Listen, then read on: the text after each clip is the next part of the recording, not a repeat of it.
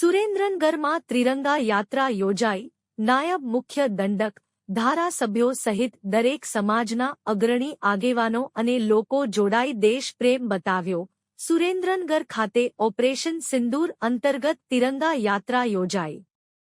જમ્મુ અને કાશ્મીરના પહેલગામમાં આતંકવાદી હુમલાનો જડબાતોડ જવાબ આપનાર ભારતીય સેનાની વીરતાના ભાગરૂપે તિરંગા યાત્રા યોજાઈ હતી। શહેરના મેગામોલથી ટાંકી ચોક, પતરાવાળી ચોક સહિતના મુખ્ય માર્ગો પર તિરંગા યાત્રા કાઢવામાં આવી હતી। રાષ્ટ્રીય એકતા દર્શાવવા તેમજ ભારતીય સેનાને અભિનંદન પાઠવવા તિરંગા યાત્રામાં મોટી સંખ્યામાં લોકો જોડાયા હતા।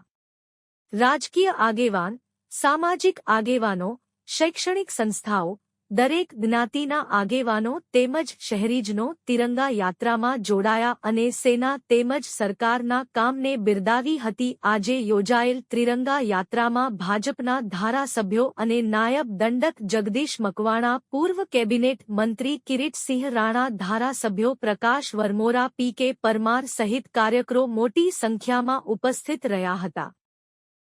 ભારત માતા કી જય। આજ રોજ આપ જોઈ રહ્યા છો કે પતરાવાળી ચોકમાં જે ભવ્યથી ભવ્ય જે કાર્યક્રમનું આયોજન કર્યું હતું, મહારેલી કહી શકાય। લોકોએ એવું કીધું કે ત્રિરંગા યાત્રા, પણ હું એમ કહીશ કે ત્રિરંગા યાત્રા નહીં પણ ત્રિરંગા વિજય યાત્રા છે। જે પુલવામા અમારા જે ભાઈઓ અને બહેનોનું જે નપુસંકોએ હત્યા કરી હતી અને તેથી મોદી સાહેબે એવું ચેલેન્જ કરેલું કે એ લોકોને સજા મળશે, એટલું નહોતું કીધું, એઓને એવું કીધું હતું કે એને એવી સજા આપશું, એના ઘરમાં જઈને મારશું અને એને એ પ્રતિક પૂરું કર્યું છે। સૌપ્રથમ અમારા જે પુલવામામાં ભાઈઓ તથા બહેનો વીરગતિને પામ્યા છે, સાથોસાથ જ્યારે આ કાર્યક્રમ ચાલી રહ્યો હતો ત્યારે અમારા નવજવાનો પણ ઘણા બધા શહીદ થયા છે। તેમાં ભારતીય સેના અને પેરામિલિટરી ફોર્સના જવાનો બધા જ આમાં ઘણા બધા ભોગ લીધો છે।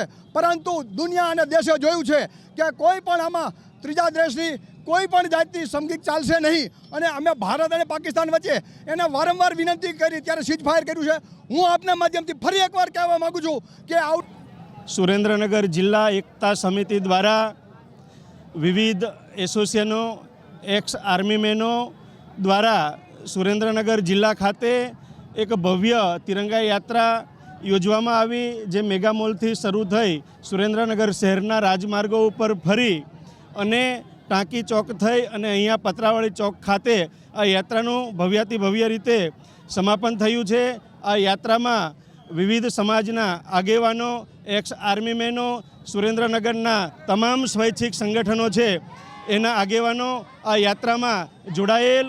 22મી એપ્રિલે જે કાશ્મીરના પહેલગામ ખાતે જે આતંકવાદીઓ દ્વારા હિચકારો હુમલો કરી કોઈનો લાડકવાયો, કોઈનો ભાઈ, કોઈનો પતિ, 26 જેટલા નિર્દોષ નાગરિકોનો આતંકીઓ દ્વારા જે હિચકારી રીતે એમની હત્યા કરવામાં આવી, એના ભાગરૂપે અમારા આ ભારત દેશના નવજવાનો અને ભારત દેશ